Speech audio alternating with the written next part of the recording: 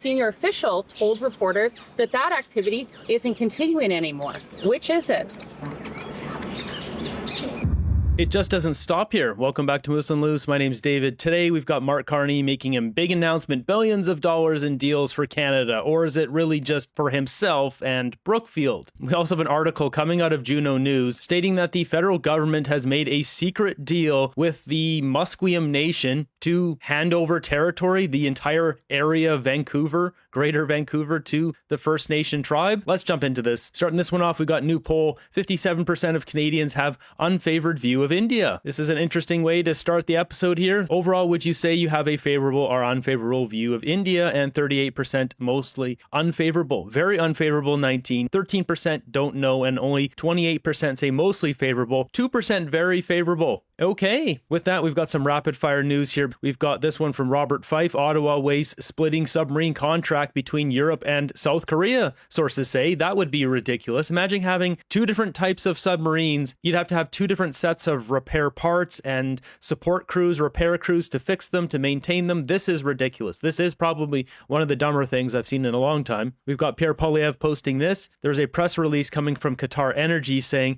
Qatar Energy to stop production of LNG due to military attacks on Qatar Energy's operating facilities. I'll do an entire video on what's going on in Iran over there. There's just pow-pows flying everywhere. Iran has attacked 13, 15 countries, something like that. And now all of these countries are bringing all of their toys over to thump Iran. And Trump has stated he hasn't even started unloading the big toys yet. So Iran is absolutely screwed at this point. We'll just put it like that. All their major facilities, missile silos, all that stuff has already been wiped out. So Pierre Poilievre responding to this one here, the Qatar Energy, saying Canada should be able to replace all of the LNG Germany was going to buy from Qatar, but Liberals killed 17 proposed LNG terminals in the last 11 years. Carney needs to repeal anti-development laws and get out of the way and permit private sector investors and workers to fuel freedom with Canadian energy. With that, Pierre Poilievre is going over to the UK, I believe right now, and then he'll be going over to Germany, having talks with both of those administrations. This is a smart move because basically Poilievre can come back and say there's all these deals on the table that Carney didn't do. That people can see Poilievre as a prime minister in waiting, going around doing these talks. He can come back with real concrete information on how to best further propel Canada forward. And he also gives them just some new material, new things to talk about. It's not just the same old, same old. It's pretty hard because Carney doesn't show up to the House of Commons very much. So this is the right move. And with all of that, we do have one good piece of news coming out of Canada. We've got Tesla committing $325 million Tesla Megapack energy storage system commissioned for Ontario, Canada. So this will create some jobs. In other news, we've got Parliamentary Budget Officer Jason Jacques will be stepping down today as his 6-month interim contract ends here. One of the best PBOs we've had, and well, the Liberals are not going to keep him. I bet you Carney's going to bring in one of his Goldman Sachs banker buddies for this position because they need somebody who isn't going to criticize the government. Jumping ahead, we've got an absolute bombshell that's going everywhere on X. We got Mark Nixon posting this. Mario's posted this. Everyone's posting it. It's a news story coming from Juno News. Canada hands control of Vancouver to Musqueam Indian Band. The Liberal government is refusing to publicly release an agreement with the Musqueam Indian Band that recognizes Aboriginal title over a vast area of British Columbia. Wow. So it goes on to say here, the agreement with the Musqueam Band recognizes this area here, this massive area, and we're talking, this is Vancouver, the entire city of Vancouver, Burnaby. This goes all the way out to Coquitlam, all the way down into Delta, all of Richmond. Not only that, it scoops up all of North Van, all of West Van, all the way up to Lions Bay, and then, well, no one lives back here, but this is outrageous. As it points out here, this affects nearly 2 million people. Buried in a meaningless fisheries announcement put out on February 20th, the acknowledgement could radically undermine property rights in one of Canada's largest and most populated metropolitan regions. On February 20th, Crown Indigenous Relations and Northern Affairs Canada issued a news release with little fanfare. Musqueam and Canada signed historic agreements, recognize rights, stewardship, and fisheries. So we're looking at it, this is what they put out. So it says, a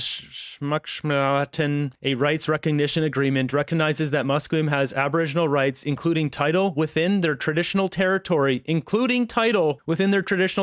and establishes a framework for incremental implementation of rights and nation-to-nation relations with Canada. What does this mean? It sure sounds like that they're giving the entire land rights to First Nations. Now, will that mean they're going to kick everyone off and steal all of downtown Vancouver? Probably not. But what will happen is, will they start paying taxes to the Musqueam Nation instead of Canada? Will Canada lose billions of dollars in tax revenue? I don't know. And if that's what happens, then you have this slippery slope of the Musqueam Nation saying, you know what, let's just increase the taxes 10% because Chief Billy Bob over here wants a new yacht. This is absolutely outrageous. This is going to cause civil revolt in this country. Carney may have just lost himself hundreds of thousands of votes with this. This goes around that people's houses sit on First Nation land, and people don't like that, because what happens if one day they said, you know what, this house was built on a grave site. My grandmother told me once that great uncle passed down by that river there, which means this whole area with these 5 houses, this is now our land for a burial site. Just take stuff over. Like, if the government's giving so much power to title and rights to the First Nation band here, they wouldn't be able to push back against this stupid nonsense. And while this doesn't give us a lot of information of what's going on, it does open up a can of worms, which is just completely preposterous that Musqueam band would own all this land. If they want this land, they should buy this land like every other Canadian. The other major thing that might happen here is mortgage lenders may not give out renewals to mortgages coming this year, next year, with this designation of Aboriginal title across Vancouver. Are we going to see massive amounts of delinquencies, which are already skyrocketing in Vancouver? Will this soar to unimaginable levels? This already happened in Richmond with numerous different houses, different companies. Mortgages don't want to get involved in this because they don't know what's what. There's no certainty. This may destroy real estate prices in the city of Vancouver. Lenders have already proven with Richmond that they don't want to get involved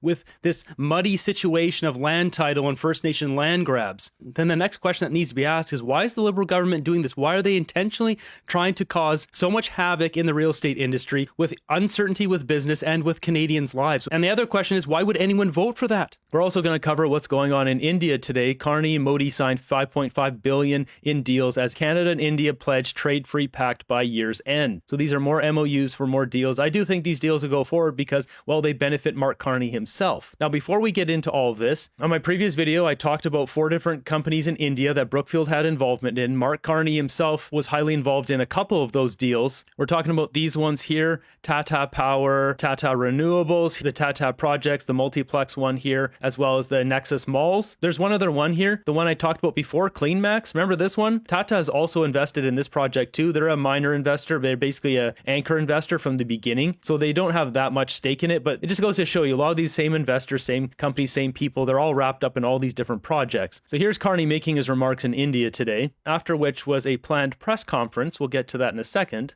Over the longer horizon, the Prime Minister mentioned a moment ago the $100 billion of investments already in India by our pension funds.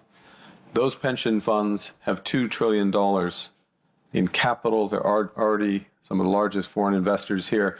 Potential for significant growth, particularly given the scale of the infrastructure build in this country. Mark Carney loves pension funds because they use them at Brookfield to invest them, and then they manage them and they get 2% profit, something like that, 1 or 2%. When you're managing billions of dollars of pension funds, that's a crap ton of profit for just managing them. And granted, they don't want those investments to go down because they would lose those contracts over time. Brookfield is very good at investing money and getting returns. All these different pension funds in Canada, so many of them are wrapped up with Brookfield and Brookfield's funds here, and ones like IMCO that directly personally profit Mark Carney and his Brookfield Global Transition Fund 1. Same with PSP, Public Sector Pension Board. I noticed today on X, people were taking my video on this and clipping it and sharing it, and all that information is re-blowing up again today. Carney is just running our government in a way that makes him money. It is so painfully obvious.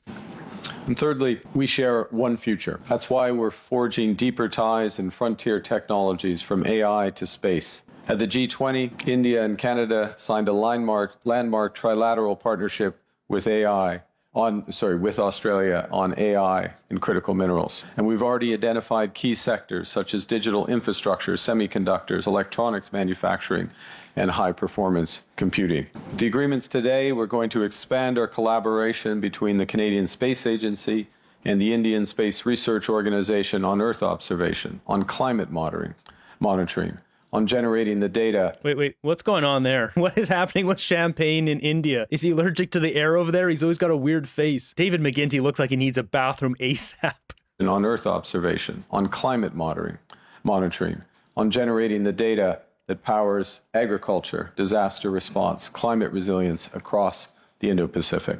And our partnerships. Okay, so enough of this snorefest. And speaking of snorefest, not only do we have what appears to be one of India's officials falling asleep during Carney's speech, we have Mackenzie Gray pointing this out on X. One funny moment, Carney Modi statements Indian National Security Advisor Ajit Doval appeared to fall asleep for a bit during Carney's remarks. This is embarrassing. The longer horizon. The Prime Minister mentioned a moment ago the $100 billion of investments already in India by our pension funds. Those pension funds have $2 trillion. This guy out like a light. We're advancing towards a Canada-India comprehensive economic partnership agreement with the aim to conclude by the end of this year. So getting to the nuts and bolts here. So jumping over to CPAC, which is why this looks different. Today we are launching a strategic energy partnership with significant potential to expand bilateral energy trade. We've signed, as you've seen, a new critical minerals partnership spanning development, processing, and secure supply chains for clean energy, electric vehicles, and advanced manufacturing. We're deepening our cooperation in clean energy, expanding collaboration across wind, solar, and hydrogen. Because Canada has big plans as well. We plan to double our grid by 2050, and India can be a major partner in this expansion. As you've seen, the government of India and Cameco have signed a major $2.6 billion uranium supply agreement supporting India's nuclear ambitions and our shared commitment to clean, reliable baseload power. You hear that, Cameco? Oh, we'll get to that in a second. All of these agreements under one planet are beginning of a new prosperous relationship that will offer generational opportunities for workers and businesses in both our countries, and which will protect the planet for future generations. So he's still pushing the green grift, and this is really just going to do generational expansion of his own bank account. He also says this: Canada is well positioned to contribute as a reliable supplier of the world's lowest carbon, responsibly produced LNG from our west coast. More of the same here. Low carbon LNG, mentioned Cameco, name dropped them. You've been watching this channel for a while. You know Cameco. This is the deal that Brookfield bought Westinghouse back in 2018, gutted the company, then sold it, transferred it over to Brookfield Renewables, did the deal with Cameco to buy it almost 50-50. This one here, Westinghouse Nuclear Services, Brookfield and Cameco joint buy. And a correction here from my previous video. The percentage here is 51% Brookfield, 49% Cameco. I don't know why I had a typo in there, 50 point whatever it was on there. Brookfield has the controlling stake here, the extra percent. This is a massive conflict of interest that this deal is being done, $2.6 billion,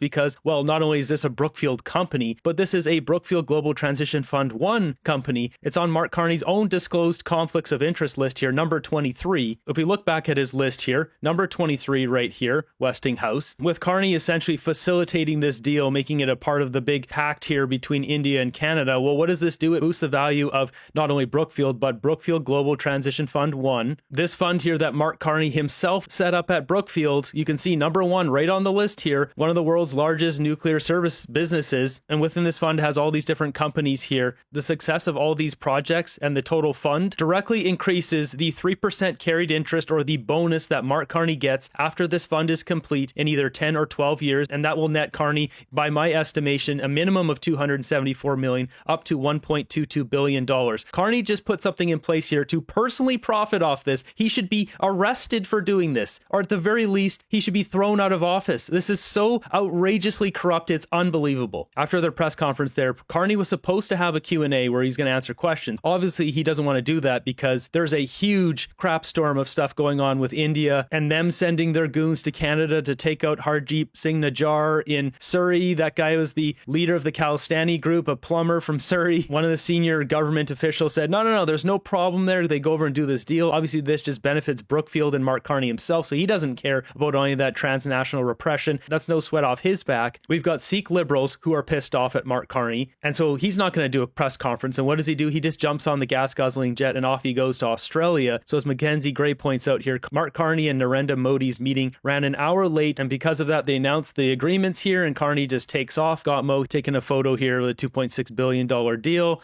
So with that, we've got a crap storm happening that Mark Carney left to Anita Nand. First, we're just going to play this clip here of Mark Carney essentially pandering to Donald Trump and his actions in Iran. Canada's position on the developments in the Middle East remains clear. The Islamic Republic of Iran is the principal source of instability and terror throughout the Middle East. It has one of the world's worst human rights records and must never be allowed to obtain or develop nuclear weapons. Yeah, but with that, Carney doesn't want to do anything about it. As we have this, PM Carney rules out Canada's military participating in Middle East conflict. Whole lot of talk, not a lot of action, unless it's good for Brookfield and himself. Meanwhile, back home, we've got this one blowing up in the Globe and Mail. Evidence links Indian officials at Vancouver consulate to ending Sikh activist Hardeep Singh Nijjar. And here we have them trying to address this on CBC. Because as people wake up here on Monday morning, Canada time, the Globe and Mail, late Sunday evening, published a pretty explosive report naming names and describing in some detail, way beyond what we ever understood to be the case, the foreign interference by India, by two individuals specifically working at Vancouver's consulate, leading up to the death of Hardeep Singh Nijjar. And that, you saw the agitation in the reporter's questioning on it, really trying to push her to say whether, especially with this new information now out there, there was a direct conversation between Prime Minister Mark Carney and Indian Prime Minister Narendra Modi. This information it names the diplomats, names how they were using sort of under the guise of visas to gather information leading up to the killing, and then were involved in communicating information in India, connected with organized crime, and reported back to India once the killing had happened. This is more specific sources from law enforcement and national security. This is unbelievable. It's an inside job using inside consulate information to nail this guy. They targeted the Khalistani leader, the plumber from Surrey, Hardeep Singh Nijjar, with this directly going back to organized crime in India. And Mark Carney sweeps this under the rug. He's like, I don't really care about that. Let's do this big deal here because I got money to make. So Carney's getting hammered on all fronts here. This looks awful from him on all levels. He's going to lose all the Sikh vote. He's probably going to lose a lot of vote, if not most of it, from Vancouver, with homes being wrapped up in Musqueam Nation now. What happens to property values? So are they going to start to tank? That's what I'm really wondering. They're just going to start cratering in Vancouver, greater Vancouver. This is a 1-2 blow for Mark Carney. Pierre Poilievre coming out with this much better image here, prime ministerial, taking a firm position of where he stands with Trump and America and not avoiding it. It was all delivered very well. Going over to the UK now. Things are going to start swinging in the polls here pretty quick, I think. And meanwhile, what does Carney do? He leaves Anita Nan to deal with his questions, and she is just gobsmacked. She doesn't know what to do with them. Don't yell at me. Can either of you tell us whether the Prime Minister raised the issue of transnational regression CSIS is reaffirming its assessment that India is one of the largest perpetrators of foreign interference. Do you believe CSIS's assessment, or do you believe what a senior official told reporters that activity isn't continuing anymore? Which is it? The words of the senior official are not words that I personally would use. So let's stop that for a second there. Her body language is wild. She's overloaded. She's super stressed. And there's a piece of information we need to look at first. We have this one from the National Post saying India is still a main perpetrator of interference, espionage in Canada, coming from CSIS. Basically pointing out that CSIS didn't say this is all good. Go ahead, go to India, no problem. Go do a nice big $2.6 billion deal with a company wrapped up with Brookfield, no problem. That's not what they said here. India warned the government ignored it. And now it looks like Anita Nand here having a panic attack on live television getting asked these questions. Or do you believe what a senior official told reporters that activity isn't continuing anymore? Which is it? The words of the senior official are not words that I personally would use. I agree with his comments relating to the guardrails that we have in place, the work we're doing on the security dialogue, the work that we are doing to list the Bishnoi gang as a terrorist entity, the work we did to expel senior Indian diplomats and senior Indian officials, the work we're doing to implement legislation on extortion and follow the money, on law enforcement generally. She's trying hard to push through this question. This is such an awful look for the Carney government. The Liberal Party pretty much attracts a people of low morality, people who are comfortable with a career of lying to others, take every moment to fake performance, a soulless existence without a face of human conscience. Ooh. I mean, the Carney Liberals here, it really is just win at all costs. They don't care about anything. They don't care about anyone. It's all just about money, power, and win, win, win. There is a lack of morality. There's no honor in the Liberal Party. We also got Nita Nand here being asked about Carney's statements about Iran. Carney trying to hitch his wagon to Donald Trump Trump here. But then when asked about going into Iran, he's like, no, we're good, we're good. And this has caused confusion among the Liberals because they were like, well, what about elbows up? I thought we weren't supposed to be with Trump. And now they're all confused. Here we have Anand trying to push back on that and trying to straighten the ship out again. First and foremost, Canada wasn't involved. We weren't notified, and we do not have an intention to be involved in any military strikes or operation.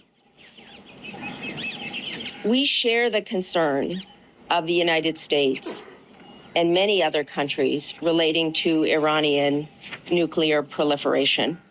And in fact, we've called on Iran for a number of years to cease proliferating in terms of its nuclear capacity. That's why we have not had diplomatic relations with Iran for 15 years. That's right. They called on them. Hey, you guys over there, bad guys, get rid of all your bad toys over there. This is so weak. This looks pathetic. Obviously, they're not going to respond to that. They're going to respond to Donald Trump rolling in the armada and just kicking their butts, which is what's happening right now. At the same time, we prefer a diplomatic solution.